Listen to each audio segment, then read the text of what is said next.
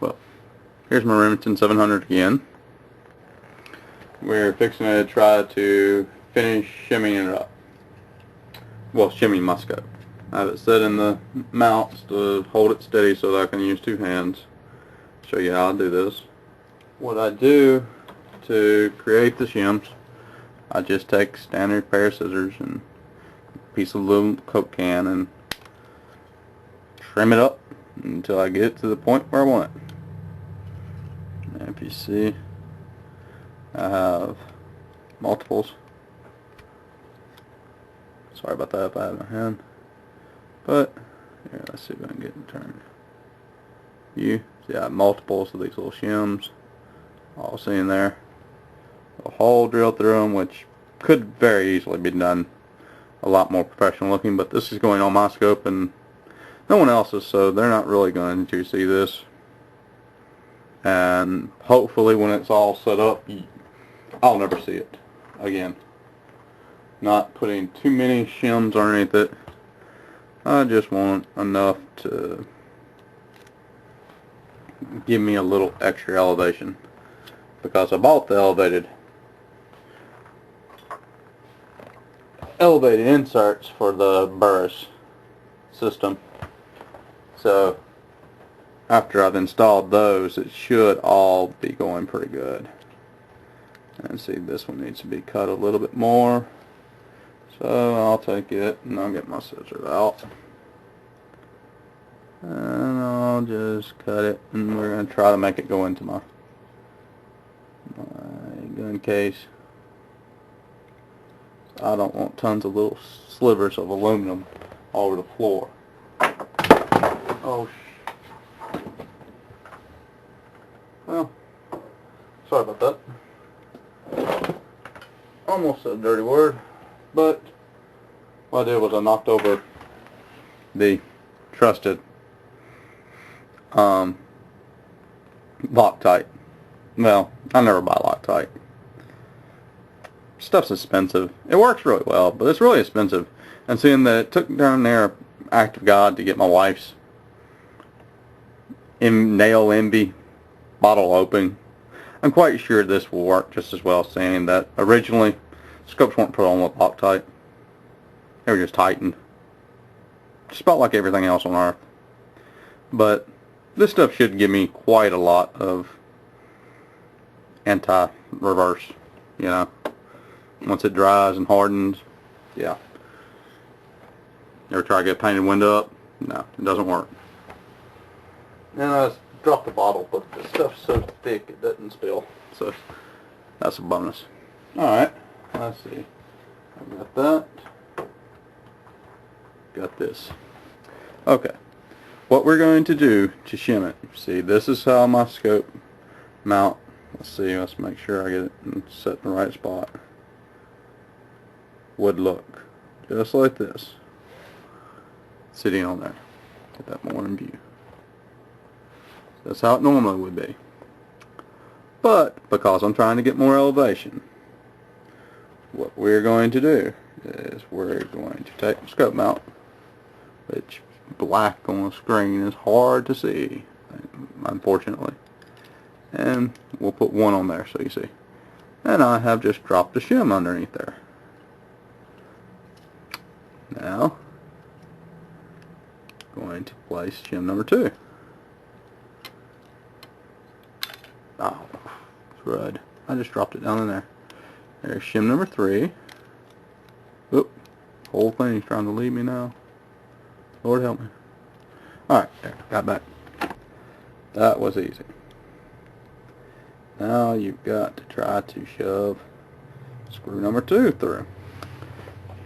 I dropped it down. There we go.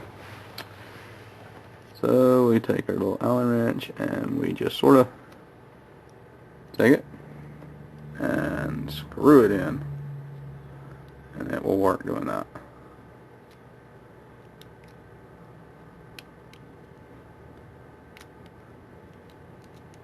I'm going to take that last one off. Doesn't seem to want to work. It keeps spreading out. So I'll just have 4 shims on the bottom. And you come up through here like this. You just start working it. And see, there we go. We have both screws through. And for the most part, you're not going to see them that much. I'm going to try and check. See which one I might see more. That's this next one. This one is off kilter.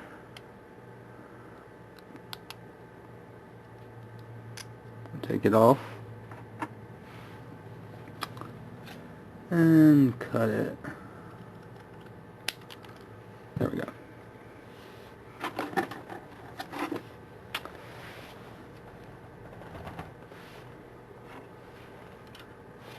There we go. It's upside down.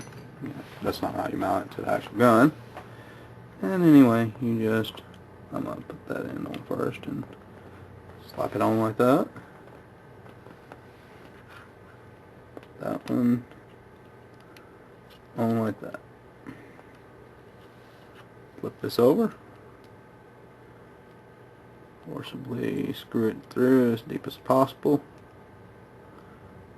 Alright, do the same thing on this one.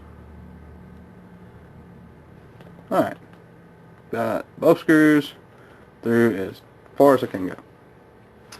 Now we will take the wife's nail polish again, clear, because clear looks a lot nicer on your rifle than bright red. I'm sure somebody sells the correct stuff to use on guns, and it's probably clear, I would be honest. I bet it's clear or like dark black or something. Or gray, probably a gunmetal gray one to make it look correct, but clear works just fine. And for me it's free because I just have to go raid my wife's fingernail polish drawer. And Lord knows I'm using so little that she would never, I'd have to do 3,000 guns to ever for her to even realize I took it out of there for 20 seconds. And we take it, drop it on, and you have to do this with all the screws in. And we line up. Ah, we found the first one. Then I line up the second one. Yep. And once you've got the screws lined up, you just forcibly push it down. And you tighten it up.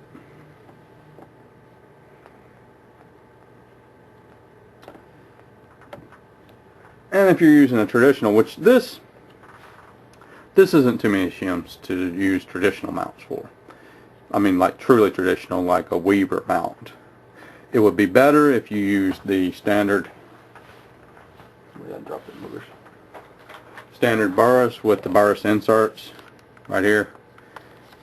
It would be a lot better if you used those with the burris inserts. But if you just wanted to use standard traditionals, this was not too many shims. And this will probably get you, what is it, 1 minute of elevation? Maybe. I don't know. I couldn't tell you.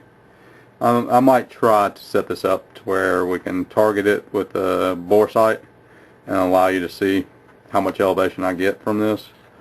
But if I don't, well, it works. Just trust me. If you want a shimmoscope, shim it in the back if you want elevation. Shim it in the front if you have too much elevation, which I could not see very often having. But if you have too much elevation, shim it in the front. Too little elevation, shim it in the back. We're shimming in the back today. Let me go ahead and tighten this down, and we saw that just disappear. Tighten this down before the fingernail polish dries. And we just sit there and spin her like that.